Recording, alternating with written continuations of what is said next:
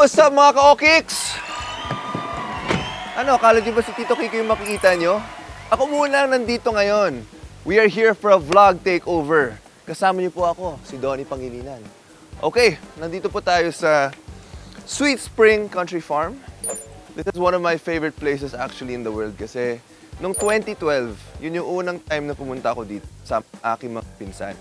And what we did was, we went to the area, nag-farming kami, nag-harvest kami, kumain kami ng mga boodle fight. Kaya being back here, parang nag-reminisce ako ng lahat ng mga memories namin dito. Siyempre, gusto kong na makita ang aking tito. / ninong. Ninong kayo, maraming utang sa akin yan. Parang maraming birthday gift na wala pa siyang binibigay sa akin. Anyway, tignan natin kung nandito siya. Sir Kiko! Sir FNP! Kiko Pangilinan! Welcome! Hi, Tito! Welcome. Good morning, good morning. Welcome to the farm. Thank you so much. Oo. I am super glad to be here. Again? It's been a while, ah? Yes. Tsaka- many years when we had some reunions here, but the first time you were here was 12 years, 13 years 13 ago. years ago. Yes. Wow! Pumunta kami dito para mag-immersion. Yes. I think it was summer, if I'm May. not mistaken. May. It was May. So what you actually did, kayo ang unang nag-transplant ng lettuce. At kayo ang naging farmhand sa unang harvest ng Sweet Spring, 2012 June. That was our first harvest dito. Sabi ko nga, gusto ko matutunan ng aking mga pamangkin yung kahalagahan ng farming, ano ang nararanasan ng mga farmer. Tsaka, Tito, nakita ko doon talaga yung pagmamahal, kung gaano kalaki yung puso mo para sa farmers. Ayun. Kasi ang tagal na nun eh, pero nakikita ko talaga na even setting this place up, it's all about them, you know? It's all about their experiences, what they go through. Exactly. Tsaka hindi lang dito, buong Pilipinas kung anong pinagdadaanan nila everyday. Yeah. At dahil marami akong utang sa'yo bilang inaanak, ay bababa tayo. At kukuha tayo ng tanim, kukuha tayo ng ingredients, at magbo-boodle fight tayo. Boom! Pagbayad utang konti, di ba? Boodle fight. Mura pa. Favorite ko yun, ha? Boodle fight. Yes!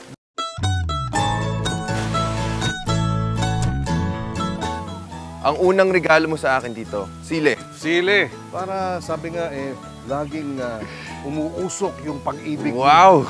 sa mga mahal mo sa buhay. Umuusok sa anghang. Ayan. Ayan, meron na tayong pangsawsawan din. Kasi manghang. Pangsawsawan sa boodle fight. Okay. Oh, ang dami ko ng collection dito. Tinandan mo yan. Oh, tinandan mo. Okay na to. Okay na to. Alam mo ba yung nagte-trending ngayon sa TikTok? Hindi, Tito. Nagtitiktok ka ba? Parang palagi ka nagtitiktok. Ako hindi eh. Ano ba yung trending ngayon? Gusto ko yung siya pa nagturo sa akin. Okay na to. Okay na to. Yan, trending. Sabihin mo. Okay na to. Magpakilala Hello kayo. guys, good morning! Sino? Oh. Ako yung original na OJT Siya ang dito. original OJT. Oh, sino mas gwapo? Si Donnie o tito niya? Both! Wow, yan ang magandang Good sagot. answer! Okay! Picture muna tayo. Ayan! Tara, picture tayo. Titingnan na natin. Ito, para sa mami mo. Perfect. Ano ang tawag dito? Bok choy. Bok choy. Dad joke! Pagka bagong taon, Kung Hei Bok choy. Kung Hei Bok choy. Pwede na sa Pilipinas ka talent to. Parang clean cut. Yan. Yun. One soy, ang bango. At meron din tayong masustansya para sa boodle fight. Talbos ng kamote. Talbos ng kamote. So, very healthy to. Ang talbos ng kamote, rich in iron, rich in calcium. Wow. It has more vitamin C than orange. It has more calcium than milk. Oh, yun. Ayun, Kamyas! Dapat mag-cheers tayo, Tito. Sige. Ano to? Tignan natin kung gaano kaasim. Okay. Yung challenge natin, walang Walang reaction, walang ha? reaction sa mukha. Walang reaction, ha? 3, 2, 1, cheers!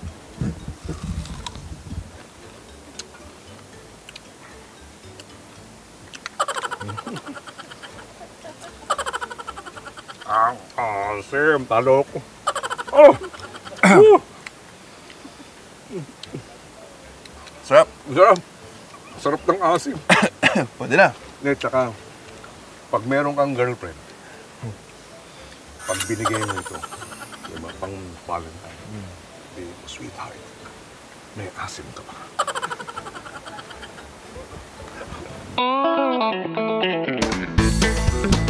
At ngayon, pangdagdag sa sausawan, kukuha tayo. Kamatis. Kamatis, tsaka talong. Ito, okay na to. Okay na to. Okay na to. Okay na to. Okay na to. Hindi na okay ito. Hindi na okay ito.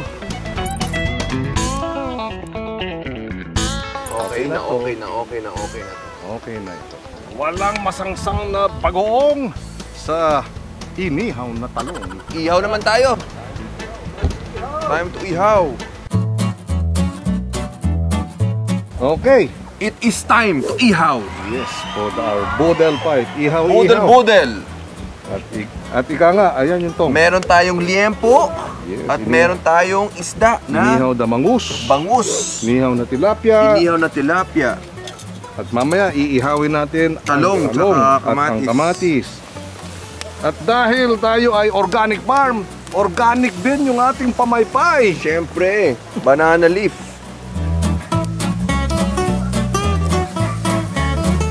Okay.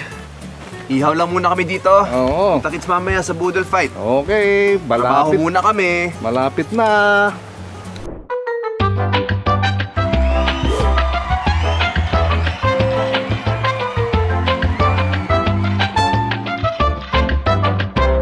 Ano ba yung magandang combination dito?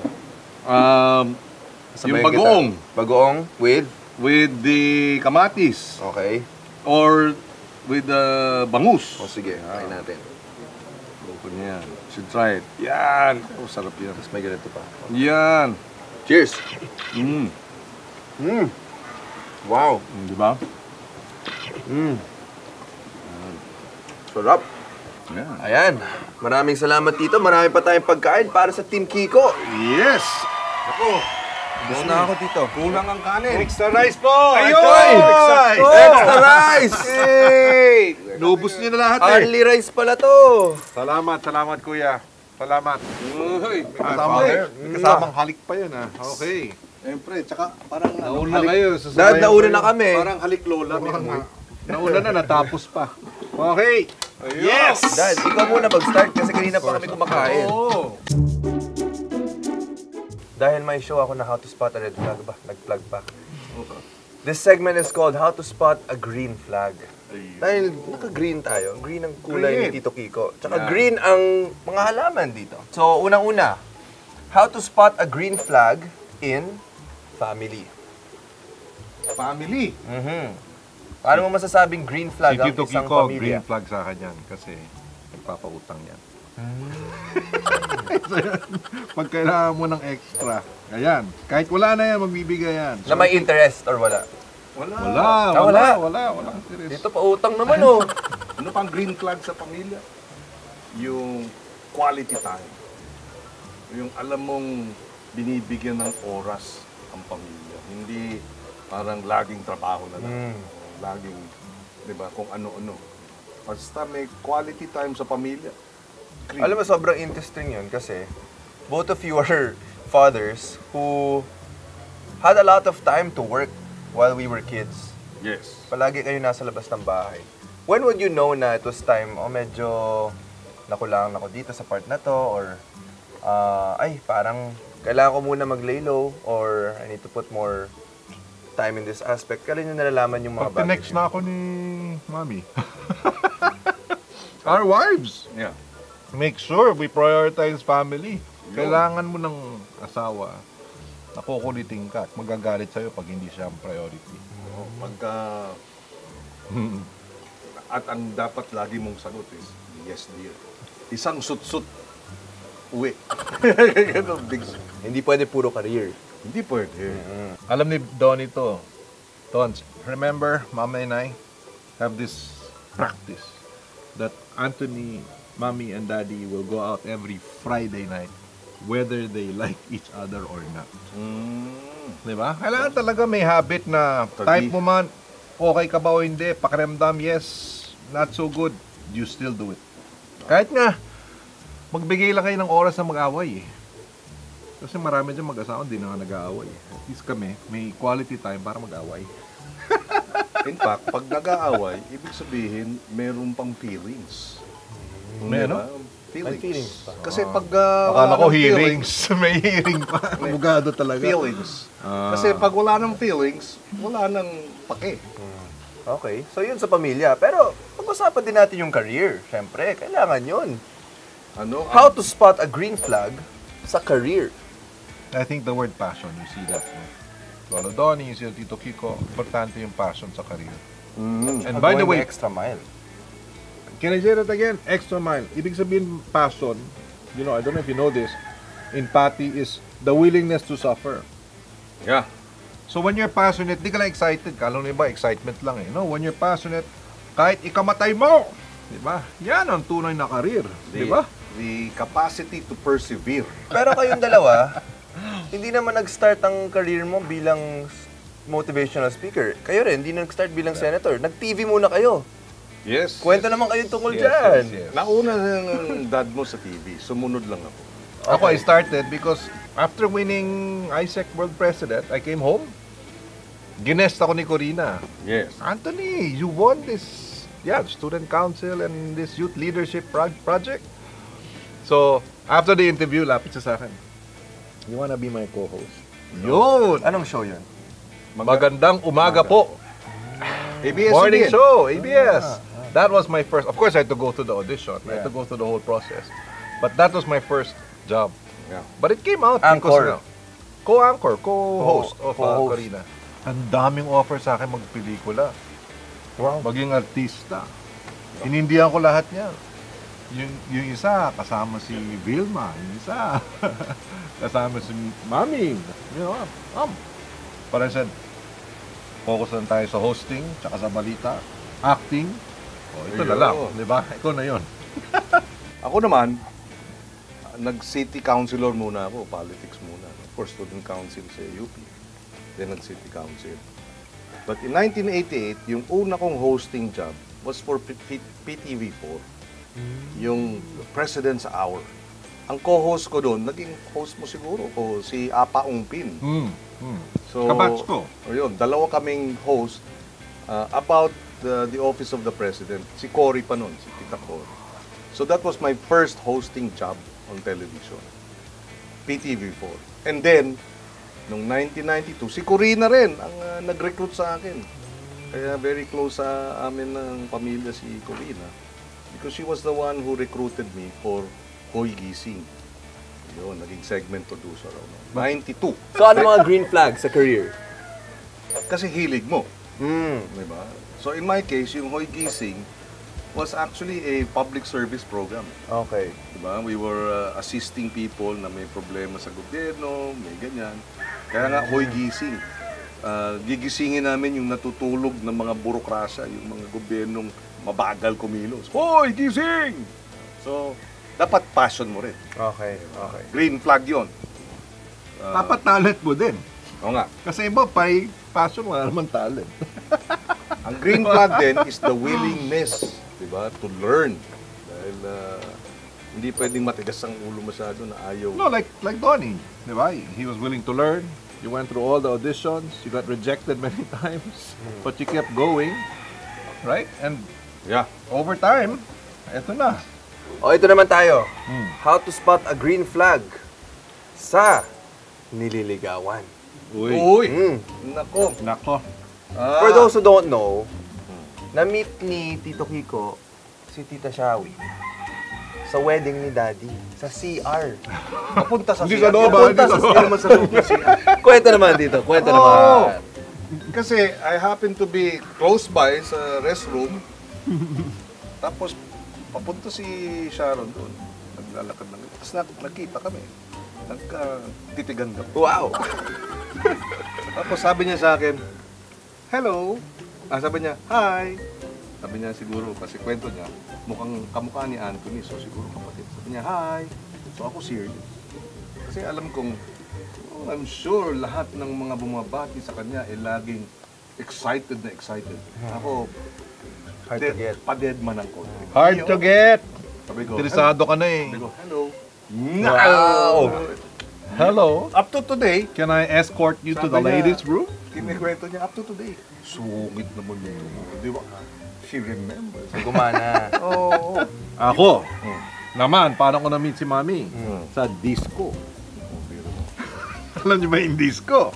Pagdating ko ron, may nakita ako. Oh my God, umiiyak with some other girlfriends. You know? Sabi ko, oh my gosh, damsel in distress. Wow. Tapos nung nakita daw ako ni Mami, sabi niya, my next victim. Ganon! Ganon? Pero hindi siya red flag. Green flag siya. So how How to to spot a spot? green flag? Well, if she spotted you first. Isa yun, di ba? May paningin sa'yo. Nakikita mo na, uy, may attraction. Diba? Kasi kung walang attraction, kahit anong gawin mo, diba? Wala rin mangyayari. Makikita mo na importante sa kanya yung family. Yan, green flag yan. Pag nakita mong importante sa kanya yung kanyang parents, she values and shows publicly her, di ba? And you can see, yan, Tita Sharon mo gano'n, di ba? Because she would always profess, you know, yung pagmamahal niya sa pamilya, sa daddy niya, kay Casey. So sa akin, yun, green flag yun. Pag nire-respeto niya magulang mo. Yo. You know, Mommy, di ba? She cooked for us. Even if she did not know how to cook. She cooked for the whole family. Actually, it's her mother who cooked, you know. But she wanted to Yes, also, green flag yun. you know, please Lolo Donnie. So, yan, importante na may respeto sa magulang. Pagka nililigawan din yung mga magulang, green flag yun. At Green hindi flag. lang magulang, nililigawan ang botante. Di ba? Kasi, Mom went all out. Hindi pa kami nun. Friends lang. To campaign for Tito Kiko during the congressional election. Yes. So, lahat ng bakod, Tama kailangan puntahan, lahat ng ilog, di ba? Lahat ng Tatawirin. kailangan ipascale ng mga flyers o ng mga streamers na yan. Mom was there. Yes. And for me, nasasabayan ako dito ah. So, green flag. Okay na. Ang ganda Okay. ng mga advice ko. Grabe. Ang dami ko natututunan ngayong araw na to. Maraming salamat sa Pangilinan Brothers. Remember the green flags. Okay mga ka-Okiks, dyan po nagtatapos ang ating vlog for the day. Sobrang nag-enjoy ako dito sa Sweet Spring Country Farm kasama ni Tito Kiko. At you. ang aking tatay na Nang humabol. Nang humabol. At kakain pa kami, kaya we will say bye for now. Pero alam nyo na guys ha, May 12, 2025. Ingat po! Mwah!